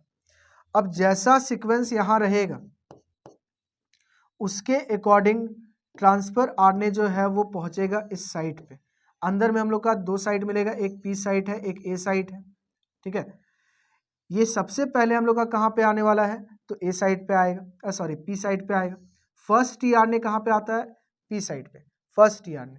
ठीक है, और वो टीआरएनए आएगा जैसा यहाँ पे कोड रहेगा। अगर मान लीजिए यहाँ पे कोड रहे AUG का, ठीक है, तो यहाँ पे भी हम लोग का इसका अपोजिट होना चाहिए। क्या? तो UAC। ये UAC वाला टीआरएनए कहाँ पे आके बाइंड कर गया? पी साइट पे, तो यहाँ पे हम लोग का ऐसा दिखेगा UAC। ठीक है, अब सेकेंड टीआरएनए अगला सीक्वेंस को देख करके आएगा कि यहाँ पे हम लोग का सीक्वेंस है UU, तो यहाँ पे एक ऐसा टीआरएनए आएगा। ठीक है, एक ऐसा टीआरएनए आएगा जिसके पास क्या मिलेगा? नीचे में इसमें मिलेगा AAA। ठीक है, अमीनो एसिड के साथ आएगा, विदाउट अमीनो एसिड नहीं आने वाला। फर्स्ट आएगा पी साइड पे, और सेकेंड, थर्ड, फोर्थ, ये जितने भी है वो जब भी आएंगे तो कहाँ आएंगे? ए साइड पे। फर्स्ट आता है tRNA, charge tRNA P side पे, और सेकेंड जो है वो कहाँ पे आएगा? सेकेंड आएगा हम लोग का ए साइड पे। ए साइड पे हम लोग का, ठीक है, ये AAA वाला आ गया, ये AAA वाला आ गया टीआरएनए। अब सबसे टॉप में इसका और इसका हम लोग को क्या मिलता है? अमीनो एसिड मिलता है। 2 अमीनो एसिड जब करीब आएगा तो आप लोग को मालूम होना चाहिए अमीनो एसिड ज्यूटेर आयनिक फॉर्म में रहता है, तो यहाँ पे हम लोग का एक बॉन्ड का फॉर्मेशन शुरू हो जाएगा जिसको पेप्टाइड बॉन्ड कहते हैं। इस तरह से 2 अमीनो एसिड जुड़ गया, डाइपेप्टाइड बन गया। सिमिलरली ट्राइपेप्टाइड बनेगा, पेंटापेप्टाइड बनेगा, ऑलिगोपेप्टाइड बनेगा, पॉलीपेप्टाइड बना, और फिर वो अमीनो एसिड का जो चेन है वो हम लोग का सेपरेट हो जाएगा। ठीक है, तो ये प्रोटीन बनने का प्रोसेस है। ठीक है, तो एक प्रोटीन का फॉर्मेशन हो गया। जो एमआरएनए यहाँ पे था जिससे हम लोग प्रोटीन बना रहे हैं, उस एमआरएनए का डिग्रेडेशन हो जाएगा, कोई यूज नहीं रहेगा। समझे? वो एमआरएनए जो है ये डिग्रेड हो जाएगा, डिस्ट्रॉय हो गया। राइबोसोम का दोनों सबनेट एक दूसरे से अलग हो जाएगा एट द एंड। ठीक है, यहाँ पे भी हम लोग बोल सकते हैं कि टर्मिनेशन करवाने के लिए कुछ रिलीज फैक्टर आता है। ठीक है, इनहिबिट करवाने के लिए। तो यहाँ पे हम लोग का आरएनए का कुछ काम नहीं रहा, उसको डिग्रेड कर दिया गया, राइबोसोम का दोनों सबनेट को सेपरेट कर दिया गया, और जो टीआरएनए है जो यहाँ से निकलेगा बाहर अनचार्ज होकर के, एक बार बॉन्ड बन गया, अमीनो एसिड के बीच का बॉन्ड बन जाता है, तो ट्रांसफर आने के साथ जो अमीनो एसिड जुड़ा हुआ रहता है वो अमीनो एसिड इससे अपना बॉन्ड ब्रेक कर देता है। अमीनो एसिड जो यहाँ पे प्रेजेंट है वो अमीनो एसिड इस ट्रांसफर आने से बॉन्ड ब्रेक कर देगा, तो ये अनचार्ज टीआरएनए फिर से हो जाता है जो कि इस स्टेप में रिपीट हो जाएगा। ठीक है, तो ये मोर और लेस आपका ट्रांसलेशन के बारे में था। ठीक है, कि ट्रांसलेशन क्या होता है? आरएनए से प्रोटीन बनना, मैसेंजर आरएनए से प्रोटीन बनना। इसमें कौन कौन सा आरएनए इन्वॉल्व हो रहा है? तो एक मैसेंजर आरएनए इन्वॉल्व हो रहा है, एक transfer RNA. Transfer RNA amino acid को लाने का काम करता है। एमआरएनए का काम होता है वो जैसा कोड रहेगा उसके अकॉर्डिंग ट्रांसफर आरएनए आएगा अमीनो एसिड के साथ। तो क्या राइबोसोमल आरएनए यहाँ काम नहीं कर रहा है? राइबोसोमल आरएनए का काम है राइबोसोम का फॉर्मेशन, ठीक है। तो राइबोसोमल आरएनए का भी यहाँ पे वर्क रहता है, समझे। तो ये आपका ट्रांसलेशन है। और एक टॉपिक इसके आगे आपका लैकोप्रोन भी है, ह्यूमन जीनोम प्रोजेक्ट भी है, डीएनए फिंगरप्रिंटिंग भी है, ठीक है। तो ये सारा टॉपिक भी आप लोग एक बार रिवाइज कर लीजिएगा, है ना। चलिए हम लोग शुरू करते हैं इवोल्यूशन चैप्टर। इवोल्यूशन चैप्टर का जो इम्पोर्टेंट टॉपिक है, इवोल्यूशन चैप्टर का जो इम्पोर्टेंट टॉपिक हम लोग पढ़ेंगे वो ओरिजिन ऑफ लाइफ का मॉडर्न कंसेप्ट है, ठीक है, कि लाइफ का ओरिजिन कैसे हुआ। इसके लिए जो है कौन बताए थे, तो ओपरिन और हेल्डन, ओपरिन और हेल्डन ये लोग क्या बताएं कि प्रिमिटिव अर्थ जो है, प्रिमिटिव अर्थ मतलब जब अर्थ हम लोग का कैसे बना था, तो बिग बैंग थ्योरी का अकॉर्डिंग अगर बात करें हम लोग तो सन से बना है। तो प्रिमिटिव अर्थ में ऑक्सीजन प्रेजेंट नहीं था, मतलब प्रिमिटिव अर्थ कैसा था, रिड्यूसिंग, ठीक है। अब इस रिड्यूसिंग टाइप ऑफ एटमोस्फेयर में, ठीक है, एटमोस्फेयर या कहो हाइड्रोस्फेयर में, पानी के अंदर, ठीक है। पहले तो हम लोग का अर्थ में पानी भी नहीं था, बहुत समय तक पानी का बोल सकते हैं बारिश होते रहा। तो जो हम लोग का बड़े बड़े क्रेट्स थे, ठीक है, डिप्रेशन थे, गड्ढे थे, वो भरते गए, ठीक है। और उसके बाद हम लोग का यहाँ पे पॉन्ड या बोल सकते हैं कि ओशन वगैरह का, रिवर वगैरह का फॉर्मेशन शुरू हुआ, ठीक है। तो वाटर के अंदर में कुछ मॉलिक्यूल का आपस में रिएक्शन हो रहा था, रिएक्शन हो रहा था अमोनिया का, या फिर हम लोग का मीथेन हो गया, हाइड्रोजन सल्फाइड हो गया, ठीक है, ऑक्सीजन नहीं था। ये सारे का बोल सकते हैं कि आपस में रिएक्शन हुआ, ठीक है। साथ में वाटर प्रेजेंट है ही, हाइड्रोजन भी रहेगा, ठीक है। ये सब को मिला करके जो इनऑर्गेनिक सब्सटेंसेस हैं, इनका कॉम्बिनेशन से कुछ सिंपलर ऑर्गेनिक सब्सटेंस का फॉर्मेशन हुआ, ठीक है। ऑर्गेनिक सब्सटेंस का फॉर्मेशन हुआ जो कि सिंपलर था, ठीक है। सिंपलर कहने का मतलब ग्लूकोज, अमीनो एसिड, या फिर नाइट्रोजनस बेस शुगर था, या पेंटोज शुगर था। तो कुछ सिंपल ऑर्गेनिक सब्सटेंसेस का फॉर्मेशन हुआ। सिंपल ऑर्गेनिक सब्सटेंसेस जो है वो क्या किया, ये कॉम्प्लेक्स ऑर्गेनिक सब्सटेंसेस का फॉर्मेशन किया, कॉम्प्लेक्स ऑर्गेनिक सब्सटेंसेस का फॉर्मेशन। ये कॉम्प्लेक्स ऑर्गेनिक सब्सटेंसेस जो है एक सबसे पहला ए सेलुलर स्ट्रक्चर का फॉर्मेशन किया, मतलब जिसमें सेल के जैसा कंप्लीट स्ट्रक्चर नहीं था, लेकिन हाँ मोर और लेस ए सेलुलर स्ट्रक्चर का फॉर्मेशन हुआ। ए सेलुलर स्ट्रक्चर जो है इवॉल्व करके क्या चीज में चेंज हुआ, एक प्रॉपर सेल वाला स्ट्रक्चर में चेंज हुआ, मतलब सेलुलर। इस तरह से लाइफ हम लोग का आया और फिर हम लोग का इवोल्यूशन होते गया, समझे। तो मॉडर्न कंसेप्ट जो है वो ओपरिन और हेल्डन दिए, और जिसका प्रूफ करने के लिए, ठीक है, मिलर नाम के एक साइंटिस्ट थे जिन्होंने एक्सपेरिमेंट किया, ठीक है। एस मिलर जो है वो एक्सपेरिमेंट किए और एक्सपेरिमेंटली इस चीज़ को एक्सप्लेन किए। एक ग्लास का सेटअप आपके बुक में बना होगा, एनसीईआरटी के बुक में, ठीक है, कि जिसमें इलेक्ट्रोड्स को यूज़ करके एनर्जी वहाँ पे क्रिएट किया गया, हाई टेम्परेचर वहाँ पे क्रिएट किया गया, क्योंकि प्रिमिटिव अर्थ में टेम्परेचर काफ़ी ज़्यादा था, ठीक है। वहाँ पे सिंपलर ऑर्गेनिक सब्सटेंसेस जो है वो ऑर्गेनिक में चेंज हुआ, ठीक है। या पहले इनऑर्गेनिक सब्सटेंस था, इनऑर्गेनिक से हम लोग का क्या बना, सिंपलर ऑर्गेनिक, सिंपलर ऑर्गेनिक से क्या बना, complex organic substance, complex organic substance मिल करके acellular form of life बनाया, और acellular form of life जो है वो first cellular form of life बनाया, ठीक है। इस तरह से ये आपका ऑरिजिन ऑफ लाइफ के बारे में, ठीक है। अब लाइफ का ऑरिजिन होने के बाद उसका इवोल्यूशन हुआ, तो इवोल्यूशन का हमारे पास प्रूफ क्या है, what are the evidences. Evidence अगर हम लोग बात करें कि एविडेंस क्या है, evidences of evolution of life, तो ये टॉपिक आपके लिए इंपॉर्टेंट है, क्योंकि इसमें हम लोग का आ जाएगा जैसे कि आपका वेस्टिजियल ऑर्गन, वैसे ऑर्गन जिसका शरीर में आज कुछ भी यूज नहीं फिर भी हमारे शरीर में है, जैसे हमारे हेयर्स का कुछ वर्क नहीं है, ठीक है, ईयर मसल्स का कुछ वर्क नहीं है, ठीक है, या फिर हम लोग का जो टेल बोन है कॉक्सी, उसका कुछ काम नहीं है, ठीक है। तो ऐसा बहुत सारा, विजडम टिथ है हमारा, उसका कुछ काम नहीं है, ठीक है। तो ये सारा वेस्टिजियल ऑर्गन है। तो वेस्टिजियल ऑर्गन का प्रेजेंस इंडिकेट करता है कि हम लोग में काम नहीं है, लेकिन हमारे पूर्वज में इनका कुछ काम होगा, तो हम लोग किसी से इवॉल्व होकर के बने, ठीक है। इसके अलावा आपका होमोलोगस ऑर्गन है, जिनका स्ट्रक्चर सेम होता है, फंक्शन अलग होता है, ठीक है। एनालॉगस ऑर्गन है, एनालॉगस ऑर्गन का मतलब हो गया जिसका फंक्शन सेम होता है, स्ट्रक्चर अलग है। जैसे हम लोग अगर बात करें कि टाइगर है या बैट है, या फिर अगर हम लोग बात करें वेल है, ठीक है, तो ये तीन डिफरेंट एनिमल है, तीन डिफरेंट हैबिटेट में रहता है, लेकिन ये लोग का जो फोर लिम्स है मतलब बाजू, फोर आर्म्स, ठीक है। और अगर टाइगर है तो इसका बोल सकते हैं आगे का जो दो पैर है, बैट है जो बोल सकते हैं इसका विंग्स हो गया, ठीक है। और वेल है तो उसका जो फोर आर्म्स तो नहीं बोलेंगे, उसका फ्लिपर्स है, ठीक है। वो तीनों का स्ट्रक्चर अलग है, स्ट्रक्चर सेम है लेकिन फंक्शन अलग है कि वेल अपने फ्लिपर्स को यूज करता है फॉर स्विमिंग वही बैट अपने विंग्स को यूज करता है फॉर फ्लाइंग, और टाइगर अपने फोरलिम्स को, लेग्स को यूज करता है फॉर रनिंग, ठीक है। लेकिन इन तीनों का अगर स्ट्रक्चर देखें तो स्ट्रक्चर तीनों का एक जैसा है, यानी कि तीनों का एंसेस्टर एक रहा होगा। इसको हम लोग बोलते हैं होमोलोगस ऑर्गन। होमोलोगस ऑर्गन में होता क्या है कि एक ही एंसेस्टर डिफरेंट डिफरेंट हैबिटेट में चले जाते हैं, डाइवर्ज कर जाते हैं, और जैसा हैबिटेट रहता है वैसा उनके बॉडी का अडेप्टेशन हो जाएगा, फंक्शन हो जाएगा।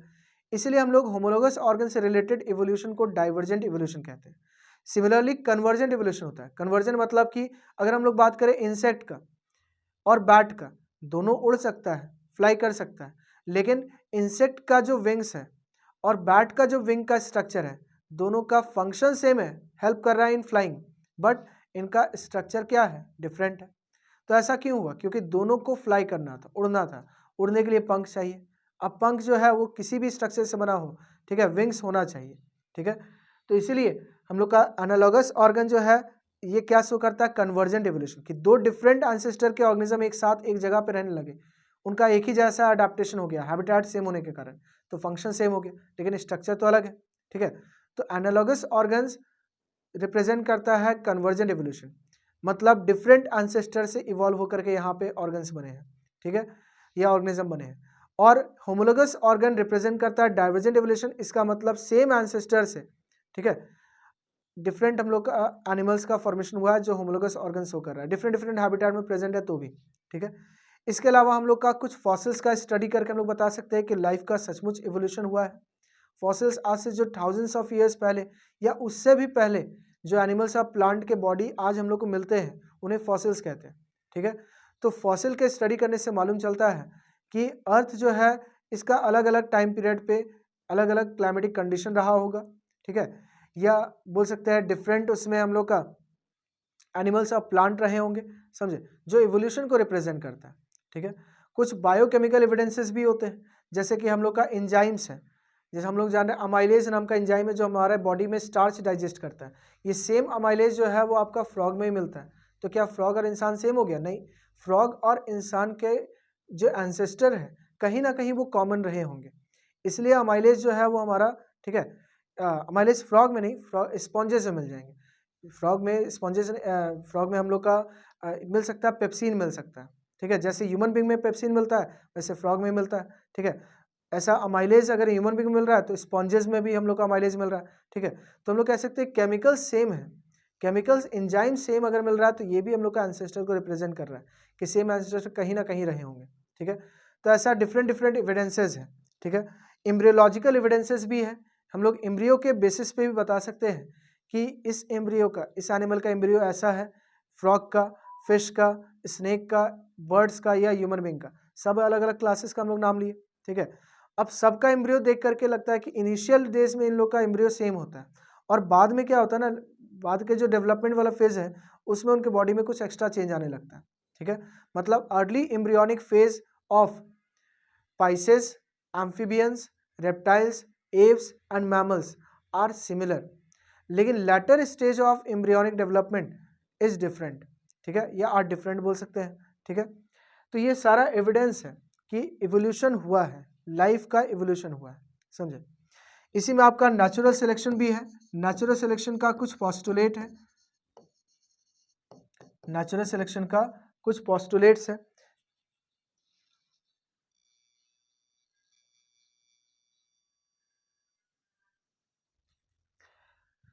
जैसे कि अगर हमारे पास फूड और स्पेस अनलिमिटेड रहेगा, ठीक है, तब कोई प्रॉब्लम नहीं है, लेकिन अर्थ में आप ही लोग बताइए क्या फूड और स्पेस अनलिमिटेड है? अगर ऑर्गेनिज्म माइक्रोस्कोपिक है, बैक्टीरिया है, तब उसके लिए अनलिमिटेड है, तब उसमें तो ग्रोथ एक्सपोनेंशियली होगा, लेकिन फूड और स्पेस अनलिमिटेड तो नहीं है। कैसा है, हम लोग अर्थ में लिमिटेड है। तो जब कोई चीज़ लिमिटेड हो जाता है, ठीक है, तब उसके लिए क्या होगा, उसको बोल सकते हैं कि फूड और स्पेस अगर लिमिटेड है तो स्ट्रगल शुरू होगा, ठीक है, स्ट्रगल फॉर एग्जिस्टेंस, क्योंकि जो फूड को कंज्यूम करेगा, जो अपना एक बोल सकते हैं कि स्पेस जानेगा कि हाँ ये स्पेस में रहना है, ठीक है, वो स्पेस उसको मिल रहा है, किसी को नहीं मिल रहा है, जिसको नहीं मिल रहा है वो एग्जिस्ट नहीं करेगा, ठीक है, तो स्ट्रगल फॉर एग्जिस्टेंस। इसके बाद जब स्ट्रगल शुरू होगा तो यहाँ पे शुरू होता है कंपटीशन, कंपटीशन दो ऑर्गेनिज्म के बीच में, ठीक है, दो ऑर्गेनिज्म जो डिफरेंट स्पीसीज का है इनके बीच में कंपटीशन ज़्यादा होता है, इंट्रा स्पेसिफिक कंपटीशन नहीं, इंटर स्पेसिफिक कंपटीशन। जैसे लायन और टाइगर सेम रिसोर्स डियर के लिए एक दूसरे से फाइट करेगा, ठीक है, तो इन दोनों में अगर मान लीजिए कोई हर बार लायन जीत जाता, ठीक है, तो टाइगर आज के डेट में बिल्कुल एक्सटिंक्ट हो जाता, लेकिन लायन और टाइगर में कभी लायन जीत जाता है कॉम्पिटिशन में, कभी टाइगर, इसलिए दोनों देखने को मिलता है, ठीक है, लेकिन अगर कोई एक सुपीरियर स्पीसीज रहेगा तो वो इन्फीरियर को क्या करेगा, एलिमिनेट कर देगा, ठीक है, तो कंपटीशन होगा, कंपटीशन में वही जीतेगा, ठीक है, जो जीतेगा, ऐसा बोल सकते हैं कंपटीशन में जो सरवाइव कर रहा है, ठीक है, वो अपने बॉडी में कुछ वेरिएशन लाया होगा, ठीक है, और अगर वेरिएशन नहीं लाएगा, समझे, इसको एक आपके एग्जाम से रिलेट करते हैं कि मान लीजिए कि आपका 12th बोर्ड एग्जाम है, आप फर्स्ट एग्जाम देने गए, 3 घंटा का पेपर था, ठीक है, आपका 3 घंटा से ज़्यादा समय लगा, आपका नहीं, जितने स्टूडेंट थे सभी का 3 आवर से मतलब ऐसा लेंदी पेपर था, तो सबका टाइम लगा, और एक नोटिस आ गया कि आपका सारा पेपर ऐसे ही आने वाला है, सारा लेंदी आने वाला है, ठीक है, एक हाइपोथेटिकल चीज़ हम बता रहे हैं, ठीक है, माना हुआ चीज़ ऐसा एज्यूम कर लेते हैं, ठीक है, कि फर्स्ट एग्जाम बोर्ड का देने गए, उस वक्त आपका पेपर बहुत ज़्यादा लेंदी हो गया, आपके लिए नहीं, जितने स्टूडेंट है सबके लिए प्रॉब्लम हुआ, 3 घंटा में पेपर किसी का कंप्लीट नहीं हुआ, और फिर एक नोटिस भी मालूम चला हम लोग को कि आगे आने वाले जितने भी पेपर्स हैं वो सब लेंदी रहेंगे, 3 घंटा से ज़्यादा रहेगा, तो जो स्टूडेंट अपना राइटिंग पावर को इम्प्रूव नहीं करेगा तो वो उसके लिए तो प्रॉब्लम होगा, ठीक है, मतलब वेरिएशन नहीं लाएगा, कंपटीशन हो रहा है, दो इंडिविजुअल आपस से फाइट कर रहा है सेम रिसोर्स के लिए, तो जब तक उस रिसोर्स को फाइट करने के लिए वो अपने बॉडी में कुछ नया चीज़ नहीं डालता, वेरिएशन नहीं लाता, तब तक वो कैसे जीतेगा, वेरिएशन आएगा, दोनों में आया, ठीक है, राइटिंग पावर बहुत सारे स्टूडेंट बढ़ाने का कोशिश की अलग अलग तरीके से, लेकिन ज़रूरी नहीं कि सारे स्टूडेंट का राइटिंग पावर बढ़ाने का जो मेथड था, मेथडोलॉजी था, वो सही रहा होगा, जिसका सही रहा होगा उसका एग्ज़ाम में अच्छे मार्क्स आ गए, जिसका सही नहीं रहा उसका एग्ज़ाम में अच्छा मार्क्स नहीं आया, और जो वेरिएशन लाया ही नहीं, जो राइटिंग पावर अपना कुछ बढ़ाने का कोशिश ही नहीं किया, उसका तो और नंबर कम हो जाएगा, ठीक है, वैसे यहाँ पे भी है, जो वेरिएशन बोल सकते हैं यूजफुल वेरिएशन लाया वो सरवाइव करेगा, जो वेरिएशन उसके लिए हार्मफुल हो गया, ठीक है, यूजफुल नहीं रहा, ठीक है, तो वो सरवाइव नहीं करेगा, ठीक है, जो वेरिएशन लाया ही नहीं उसको तो एलिमिनेट किया ही जाएगा, ठीक है, तो वेरिएशन जो यूजफुल लाएगा उसका सर्वाइवल होगा, ठीक है, तो हम लोग कहेंगे सर्वाइवल ऑफ फिटेस्ट।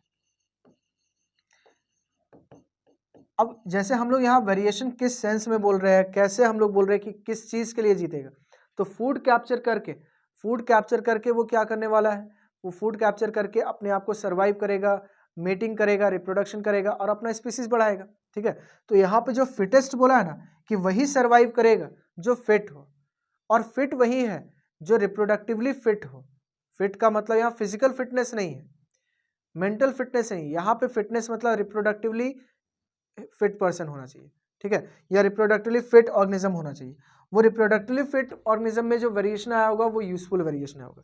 अब ये सर्वाइवल ऑफ फिटेस्ट जो सर्वाइव किए उससे क्या होगा, एक पॉपुलेशन तैयार होगा, एक पॉपुलेशन, ठीक है, वो अपना रिप्रोडक्शन करके अपना पॉपुलेशन तैयार किया, और वही पॉपुलेशन एक न्यू स्पीसीज का फॉर्मेशन करेगा जिसको हम लोग क्या बोलते हैं, स्पेसिएशन। तो ये नेचुरल सिलेक्शन है।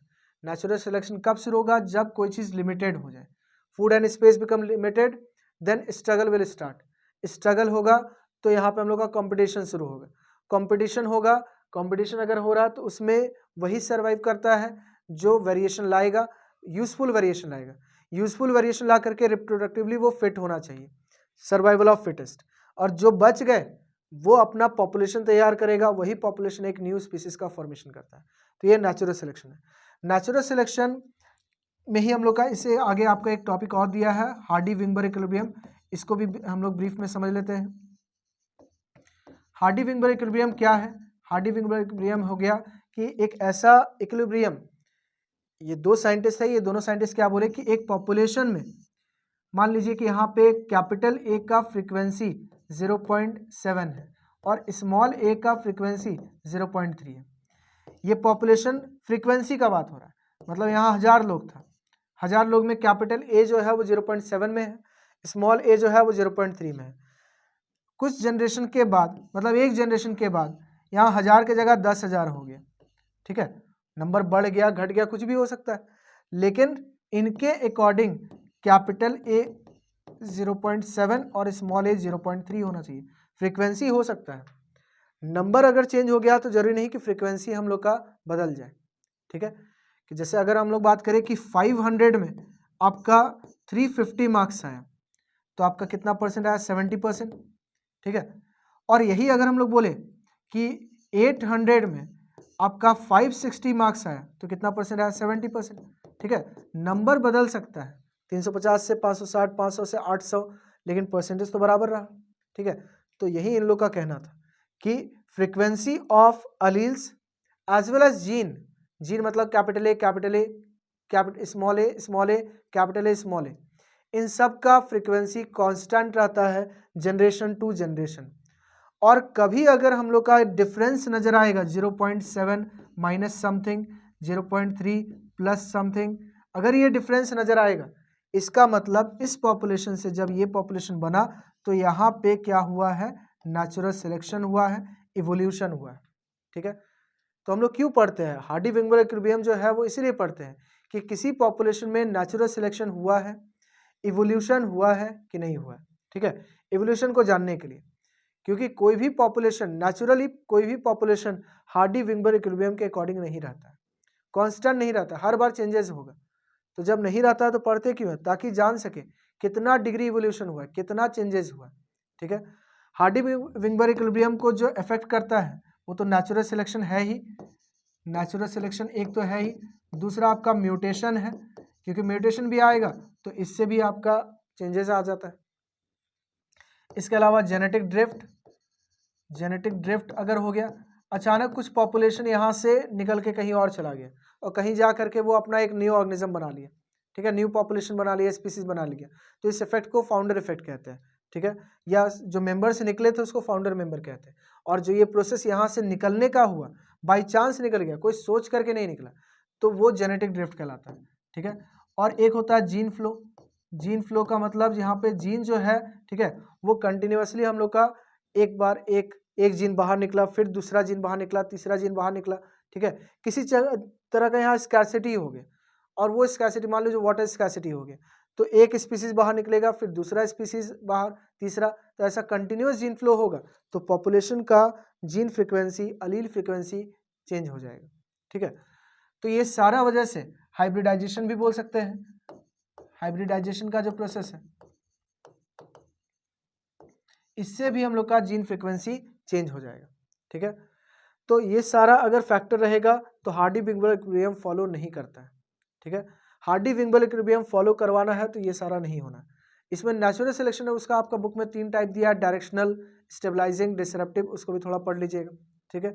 इसके बाद आपका कुछ टाइम पीरियड के बारे में दिया हुआ है कि किस टाइम पीरियड में कौन सा ऑर्गेनिज्म बना, वो जो 2 ग्राफ वाला है, ठीक है, उसका एक ओवरव्यू ले लीजिएगा, इन डेप्थ उसको पढ़ने का जरूरत नहीं है, 12th बोर्ड के लिए वो इंपॉर्टेंट नहीं है, हाँ नीट के लिए बोल सकते हैं इंपॉर्टेंट है।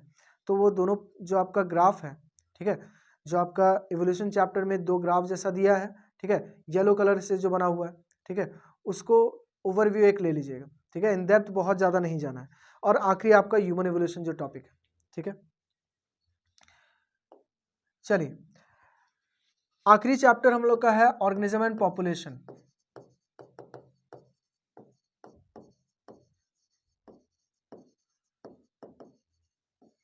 ऑर्गेनिज्म एंड पॉपुलेशन से आपको पॉपुलेशन का कैरेक्टरिस्टिक जान लेना है, पॉपुलेशन एट्रीब्यूट्स। जैसे हम लोग बोलते हैं ना कि एक इंडिविजुअल का बर्थ होता है, लेकिन पॉपुलेशन का बर्थ होगा क्या? नहीं, पॉपुलेशन का क्या होगा? बर्थ रेट होता है। पॉपुलेशन का डेथ रेट होता है। इंसान का या किसी एक ऑर्गेनिज्म का डेथ होगा लेकिन पॉपुलेशन का डेथ नहीं होता है, पॉपुलेशन में डेथ रेट वर्ड यूज होता है। ठीक है, तो ये सारा वर्ड आपको जानना है। या इंसान का या किसी ऑर्गेनिज्म का एज होता है, यहाँ पे एज डिस्ट्रीब्यूशन है। एज डिस्ट्रीब्यूशन कहने का मतलब कि कौन आपका रिप्रोडक्टिव एज ग्रुप में है, कौन आपका पोस्ट रिप्रोडक्टिव एज ग्रुप में है, और कौन प्री रिप्रोडक्टिव एज ग्रुप में है। और ये तीनों को देख करके हम लोग 3 पिरामिड पढ़ते हैं। प्री रिप्रोडक्टिव एज ग्रुप में अगर मेंबर ज़्यादा है रिप्रोडक्टिव से, और रिप्रोडक्टिव में ज़्यादा है पोस्ट रिप्रोडक्टिव से, तो ऐसे टाइप ऑफ पॉपुलेशन को हम लोग क्या बोलते हैं, इसको बोलते हैं हम लोग एक्सपैंडिंग टाइप। Expanding type. अगर मान लीजिए प्री रिप्रोडक्टिव और रिप्रोडक्टिव का एज साइज जो है, ठीक है, या बोलिए आपका नंबर जो है मोर और लेस इक्वल है, ठीक है, और पोस्ट रिप्रोडक्टिव का उससे कम है, तो ये कहलाता है स्टेबल। ठीक है, स्टेबल मतलब इसमें पॉपुलेशन ना राइज करेगा ना कम होगा, जैसा है उतना ही रहेगा। ठीक है, और अगर प्री रिप्रोडक्टिव एज ग्रुप का नंबर कम है पोस्ट रिप्रोडक्टिव एज ग्रुप से, और पोस्ट रिप्रोडक्टिव में कम हो ज़्यादा हो, अगर कुछ भी ऐसा रहे, ठीक है, प्री रिप्रोडक्टिव कम होना चाहिए रिप्रोडक्टिव से, बस ये ध्यान रखना है। तो इसको हम लोग क्या बोलते हैं, डिक्लाइनिंग, मतलब पॉपुलेशन यहाँ डिक्लाइन हो रहा है। ठीक है, पॉपुलेशन यहाँ पे घट रहा है, क्योंकि प्री रिप्रोडक्टिव एज ग्रुप में अगर लोग कम हो गए तो रिप्रोडक्शन करने वाले आने वाले समय में कम हो जाएंगे। रिप्रोडक्शन करने वाले पॉपुलेशन अगर कम है तो डेफिनेटली नया ऑर्गेनिज्म भी कम बनेगा। ठीक है, तो एज डिस्ट्रीब्यूशन होता है। फिर ह्यूमन बीइंग का अगर बात करें तो मेल फीमेल सेक्स होता है। ठीक है, और भी एनिमल्स में सेक्स होता है, लेकिन पॉपुलेशन में क्या होता है, सेक्स रेशियो होता है। आउट ऑफ 1000 मेल कितना फीमेल प्रेजेंट है। ठीक है, तो वो सेक्स रेशियो है। ठीक है, पॉपुलेशन डेंसिटी भी है। ठीक है, मतलब नंबर ऑफ पॉपुलेशन जो एक गिवन एरिया में मिलता है उसको पॉपुलेशन डेंसिटी कहते हैं। पॉपुलेशन डेंसिटी को कौन कौन सा फैक्टर अफेक्ट करता है वो भी याद रखिएगा आप लोग। इमिग्रेशन पॉपुलेशन डेंसिटी को बढ़ाता है, इमाइग्रेशन पॉपुलेशन डेंसिटी को कम करता है। बर्थ रेट, इसके लिए हम लोग एक और वर्ड ले सकते हैं आपका नैटिलिटी बर्थ अगर हो रहा है तो वो पॉपुलेशन डेंसिटी को बढ़ाएगा, और मोर्टिलिटी अगर होगा तो पॉपुलेशन डेंसिटी को ये क्या करेगा, डेथ रेट क्या करेगा, कम करेगा। समझे, तो आपका पॉपुलेशन डेंसिटी आपको जान लेना है। इसके बाद आपका पॉपुलेशन इंटरैक्शन है। पॉपुलेशन इंटरैक्शन में आपका एग्जाम्पल्स है, तो एग्जाम्पल्स आपको पढ़ के जाना है बिल्कुल, कि उसमें हम लोग का कुछ इंटरैक्शन, जैसे म्यूचुअलिज्म है। म्यूचुअलिज्म में 2 स्पीसीज साथ में रहता है, दोनों को बेनिफिट होगा। स्पीसीज ए स्पीसीज बी दोनों साथ में रहेगा और दोनों को एक दूसरे से बेनिफिट हो, तो म्यूचुअलिज्म। जैसे प्लांट और पॉलिनेटर का रिलेशनशिप। कॉमनसेलिज्म का मतलब हुआ एक को बेनिफिट हो रहा है, एक को बेनिफिट होगा और दूसरे को ना बेनिफिट होगा ना हार्म होगा। जैसे मैंगो ट्री पे ग्रो करने वाला ऑर्किड प्लांट, ऑर्किड को ग्रोथ हो रहा है मतलब बेनिफिट हो रहा है। ठीक है, लेकिन मैंगो ट्री को कोई बेनिफिट नहीं हो रहा है। समझे। पैरासिटिज्म, दोनों ही ऑर्गेनिज्म को क्या होगा, दोनों ही ऑर्गेनिज्म मतलब या पैरासिटिज्म में क्या होता है, एक को हार्म होगा और एक को मतलब एक को हार्म होगा और एक को बेनिफिशियल इफेक्ट है। ठीक है, पैरासिटिज्म में। प्रीडेशन एक होता है, प्रीडेशन का अगर हम लोग बात करें तो इसमें भी आपका एक को बेनिफिट होगा और एक को हार्म होगा, तो दोनों तो प्लस माइनस हो गया। तो दोनों में डिफरेंस क्या है, डिफरेंस याद रखना है कि पैरासिटिज्म जब रहता है तो इसमें पैरासाइट होस्ट के साथ थ्रू आउट द लाइफ रहेगा, विदाउट होस्ट वो सर्वाइव नहीं कर सकता। ठीक है, बॉडी साथ अटैच रहना चाहिए। प्रीडेशन मतलब हुआ एक प्रीडेटर और प्रे का रिलेशन। ठीक है, मतलब एक डियर का लायन के साथ रिलेशन। ठीक है, डियर का लायन के साथ या फिर आपका डियर का टाइगर के साथ, जिसमें प्रीडेटर को हार्म होता है, प्रीडेटर को बेनिफिट होगा और प्रे जो है उसको क्या होगा, हार्म होगा। ठीक है, तो प्रीडेशन हो गया। इसके अलावा आपका एक एमेंसिलिज्म होता है।